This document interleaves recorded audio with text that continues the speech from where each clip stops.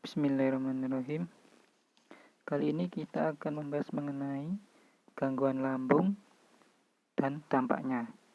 Nah, nanti pada sesi terakhir kita akan juga bahas bagaimana solusi yang benar mengenai gangguan lambung ini. Jadi, penyakit gangguan lambung itu seperti penyakit MA, gastritis, GERD, tukak lambung, dan lain-lain. Itu salah satu jenis penyakit yang banyak dijumpai di semua kalangan masyarakat. Dan penderitanya mulai dari usia sangat muda juga sampai tua. Selama ini, masyarakat umum beranggapan bahwa penyakit gangguan lambung ini adalah penyakit yang berdiri sendiri, seolah-olah tidak berkaitan dengan penyakit yang lainnya, sehingga dianggap sebagai penyakit yang seolah-olah penyakit biasa. Nah, karena hal tersebut, penyakit ini seringkali disepelekan. Pengobatan yang dilakukan secara medis biasanya hanya fokus pada upaya menghilangkan rasa nyerinya saja, serta memberikan rasa nyaman di lambung. Penanganan ini biasanya dicapai dengan beberapa cara, diantaranya menghindari konsumsi jenis-jenis makanan tertentu, pemberian antibiotik, obat penetral asam lambung, dan obat penghambat keluarnya asam lambung. Obat-obatan gangguan lambung pun sangat banyak dijumpai di toko-toko obat dan toko umum lainnya, sehingga mudah sekali kalau dibeli oleh si penderitanya. Tetapi sebetulnya sangat disayangkan kalau cara penanganan seperti ini itu ternyata hanya bersifat simptomatik. Apa itu simptomatik? Jadi hanya menghilangkan gejala nyeri atau perihnya saja, serta tidak dapat menyembuhkan secara total karena penyakit tersebut masih bisa sering kambuh dan sangat mengganggu aktivitas si penderita.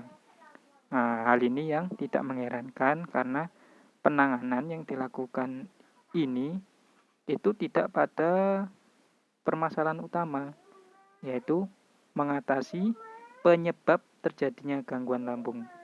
Jadi yang terjadi selama ini hanya mengobati gejalanya saja, tetapi tidak fokus ke penyebabnya. Jadi hanya menghilangkan nyeri, tetapi sebenarnya tidak mengobati. Itu yang terjadi selama ini.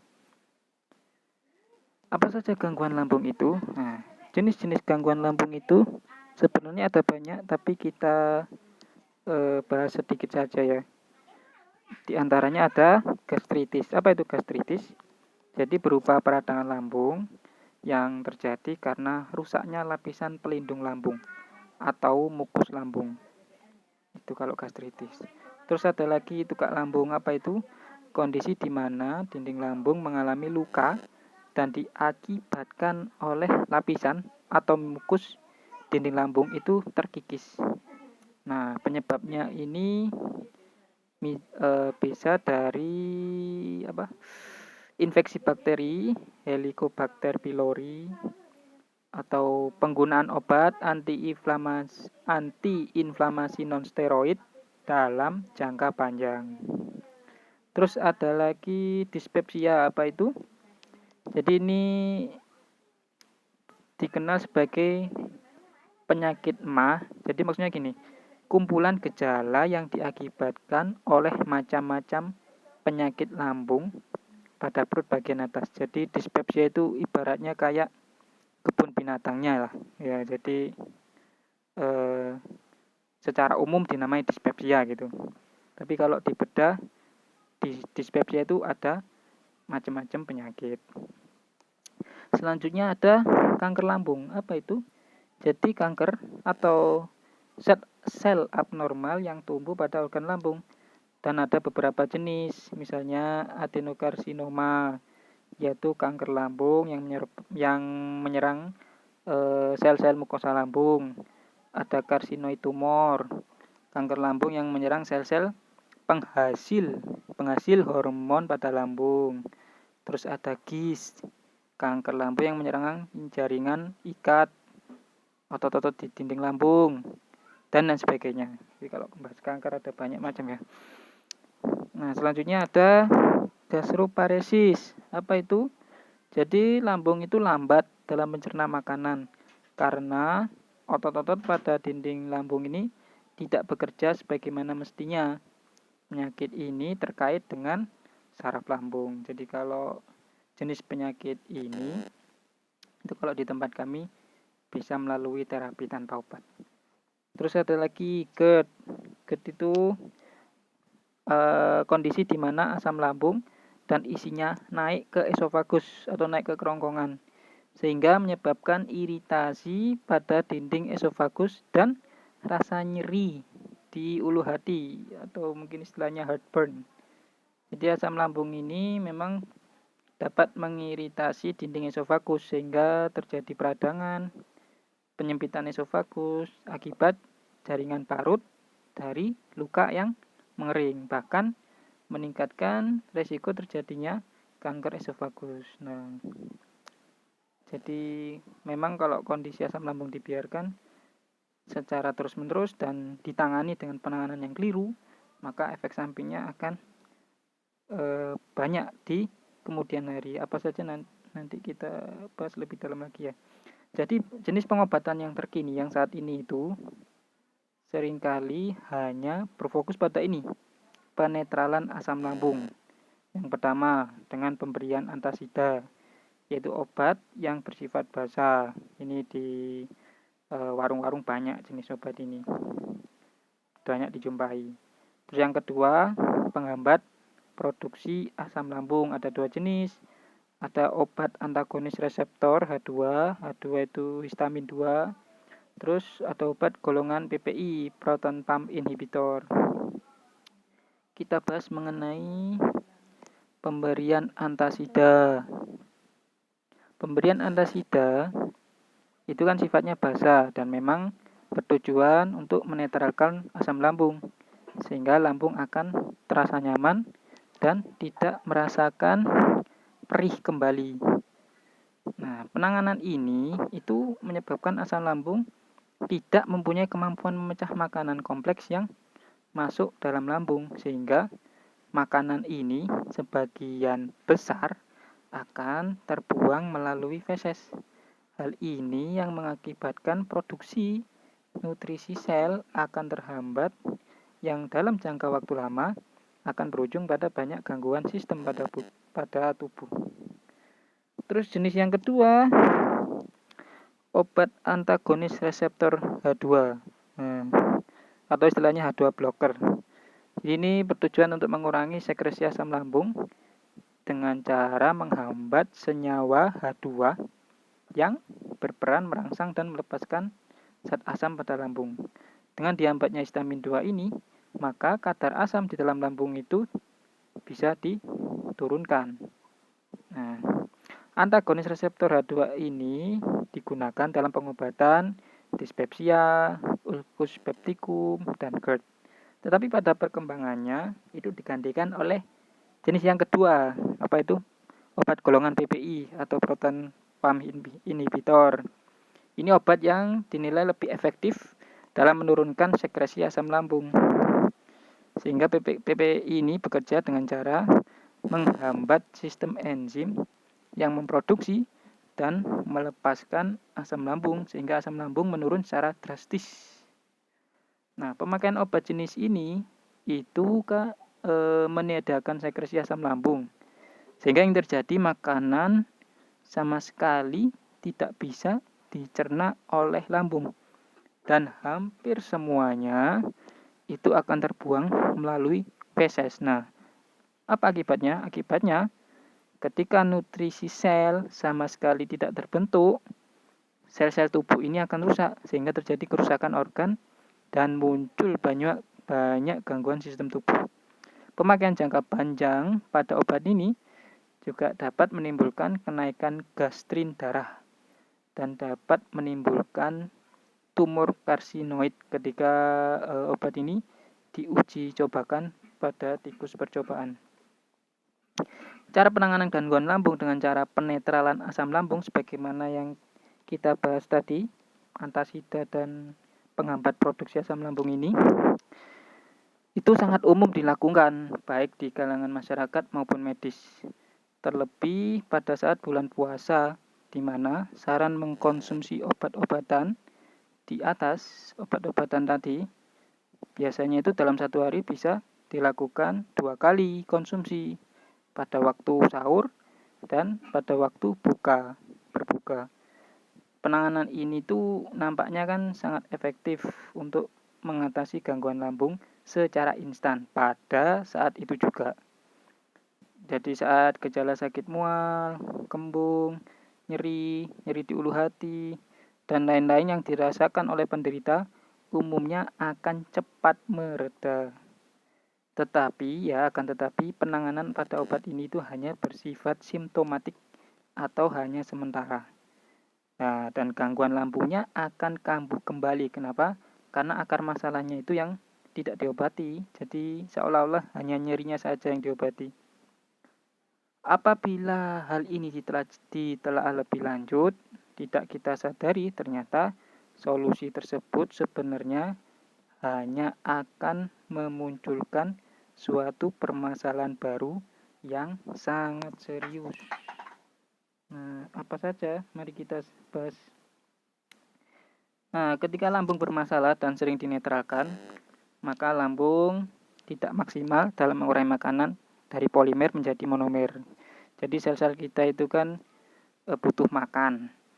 Ada sel jantung, sel organ-organ yang lain itu butuh makan. Nah, makanannya itu tidak serta-merta dari rawon gitu, dari soto terus langsung diserap oleh tubuh. Tidak, itu harus dikonversi dulu. Jadi makanan tadi kan dalam bentuk polimer. Itu harus diubah dulu menjadi monomer. Jadi harus diubah menjadi zat atau unsur yang sangat kecil sehingga bisa diserap oleh sel-sel pada tubuh kita. Nah, kebutuhan monomer ini untuk proses produksi hormon dan enzim serta proses pembentukan energi tidak tersedia kalau lambung ini tidak bekerja dengan baik akibat dari penetralan asam lambung atau akibat dari pemberian obat yang kurang tepat. Nah, jadi akibatnya apa? Metabolisme terganggu. Nah, nanti pada akhirnya setelah sekian tahun maka akan muncul masalah-masalah baru. Mengalami penyakit degeneratif, ada diabetes, jantung, stroke, hipertensi, dan lain sebagainya. Jadi penyakit degeneratif itu penyakit penurunan fungsi organ atau organ itu menjadi tidak berfungsi dengan baik lah. Nah, selama ini untuk penyakit degeneratif itu katanya itu tidak ada obatnya, hanya bisa dikontrol. Nah, kita kan tidak ingin penyakit jenis ini itu kita alami. Dan ternyata ini bermula dari lambung. Nah, mari kita ilustrasikan. Kalau lambung itu dinetralkan, ya makanan kan masuk ke dalam lambung. Nah, kalau pH lambung netral, luka tetap ada. Akibatnya asam lambung kan dari yang pH-nya itu bisa sampai 1, sekian, itu kalau dikasih pH netral itu kan menjadi mendekati netral lah. Akibatnya apa? Akibatnya makanan itu yang harusnya bisa dirubah menjadi monomer menjadi tetap polimer. Nah, akibatnya apa? Protein tidak terpecah sempurna. Terus minyak, lemak, trigliserid itu tidak bisa diubah menjadi asam lemak dan gliserol. Terus apalagi karbohidrat tidak bisa terpecah sempurna menjadi monosakarida. Monosakarida jenis glukosa itu adalah makanan sel yang sangat dibutuhkan oleh sel. Sehingga kalau ini tidak bisa tersuplai, maka sel itu lama-lama tidak bisa makan. Dan kalau lama nggak bisa makan, maka lama-lama akan mati. Ya, kematian sel dalam jangka panjang. Terus ketika kematian sel ini tidak bisa regenerasi, maka yang terjadi apa? Maka akan muncul penyakit-penyakit degeneratif, misalnya diabetes, stroke, HNP, dan lain sebagainya. Apakah ada nutrisi sel? Jelas ada. Pada konsep Carnus, jadi metode ini saya dapat dari konsep Carnus. Semua makanan yang baik adalah nutrisi sel. Hanya saja dibutuhkan koki yang pintar untuk merubah makanan yang kita makan menjadi nutrisi yang dibutuhkan sel. Jadi makanan ini yang kita makan itu harus dikonversi dulu menjadi makanan agar bisa diserap oleh sel. Jadi sel itu tidak mengenal makan, oh ini rawon, oh ini soto, oh ini pecel, oh ini apa gitu, tidak mengenal. Yang dikenal oleh sel, oh ini glukosa, oh ini asam lemak, oh ini asam amino, oh ini dan lain sebagainya. Ketika dia mengenal itu, maka sel itu bisa menyerap nutrisi yang dibutuhkan. Jadi prinsipnya apa? Sel itu harus bisa menyerap atau makan dari nutrisi yang dibutuhkannya. Ketika sel kenyang, maka sel sehat. Ketika sel sehat, maka tubuh itu akan sehat. Nah, lalu bagaimana solusi untuk memperbaiki lambung yang benar? Solusinya adalah nutrisi perbaikan lambung itu harus terpenuhi dengan baik. Nah, kita itu percuma kalau kita itu hanya makan, tetapi oleh sistem pencernaan kita tidak bisa diubah menjadi makanan sel. Yang terjadi kalau seperti ini maka akan langsung masuk ke feses kan, tapi kita kan tidak ingin hal itu terjadi. Maka dalam menangani gangguan lambung ini, maka yang benar itu adalah dengan cara memperbaiki memulihkan atau menguatkan dinding lambung yang mengalami luka kalau terjadi ulkus, tanpa harus merekayasa produktivitas asam lambung atau HCl itu sendiri. Jadi sebenarnya metode pengobatan yang benar-benar mengobati asam lambung yang benar itu pada prinsipnya yang pertama mengurangi atau menghilangkan rasa nyeri perih yang diakibatkan oleh luka lambung tanpa tanpa menetralkan atau menghambat produksi asam lambung, sehingga lambung tetap dapat memecah makanan. Karena lambung itu kan butuh yang namanya asam lambung. Asam lambung ini sangat dibutuhkan untuk memecah makanan dari polimer menjadi monomer. Ini proses awal untuk mengonversi makanan agar bisa diserap oleh sel. Nah, yang seperti ini jangan diintervensi. Terus yang kedua, memperbaiki mukosa dan dinding lambung yang luka atau rusak. Jadi, luka ini ketika terkena asam lambung itu kan perih. Nah, itu harus segera diobati agar luka pada lambung ini bisa meregenerasi sendiri sehingga luka lambung itu tertutupi dengan cepat. Nah, ketika dua hal ini kita lakukan dengan benar, maka proses pemecahan makanan dari polimer menjadi monomer itu bisa berjalan dengan baik dan lambung juga bisa diperbaiki dengan baik. Nah, lalu bagaimana solusinya? Solusi tepat untuk pengobatan gangguan lambung itu adalah dengan pemberian nutrisi yang tepat. Nah, jadi caranya bagaimana? Caranya tadi menghilangkan nyeri tanpa menetralkan asam lambung. Terus yang kedua, membantu tubuh agar bisa meregenerasi dinding lambung yang rusak tadi. Nah, dan ini adalah salah satu produk yang insya Allah bisa membantu tubuh agar dapat memperbaiki lambung. Nah, solusi yang tepat adalah meminum nutrisi yang tepat untuk memperbaiki asam lambung. Nah, contohnya pada ini, alga gold cereal. Jadi lambung itu kan terbuat dari kolagen tipe 3, sama dengan organ pencernaan lainnya, seperti usus dan pankreas. Pemberian asam amino kolagen itu harus disertai kofaktor, yaitu pati resisten yang melindungi luka lambung. Nah, jadi kita butuh yang namanya pati resisten. Apa itu pati resisten? Itu zat yang tidak bisa kena pengaruh dari asam lambung.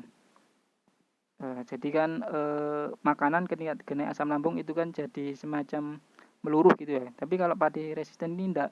Nah, pati resisten ini dipergunakan untuk melindungi luka lambung sehingga tahan terhadap HCl, yang mana ini sangat penting untuk menghidrolisis kolagen yang diberi.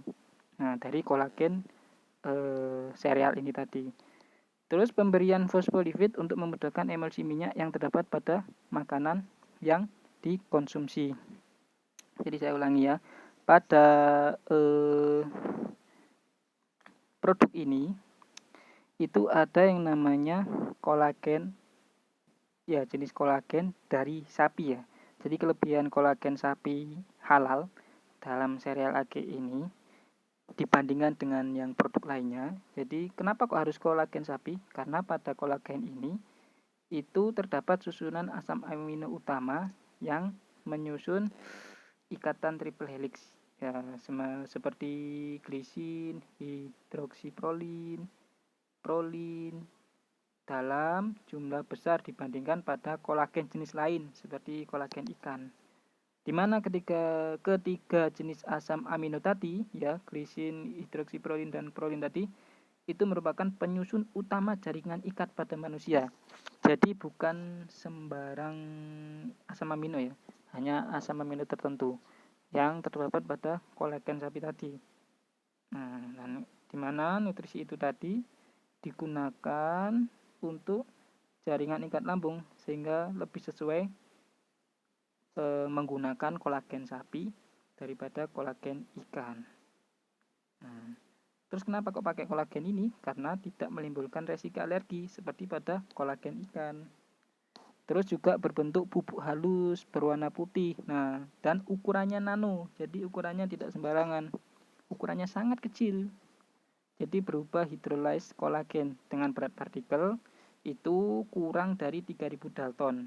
Harapannya apa? Harapannya agar mudah diserap oleh tubuh. Nah, kalau ukurannya lebih besar dari 3000 Dalton ini kan nggak bisa diserap. Tapi kalau lebih kecil dari ini itu bisa diserap.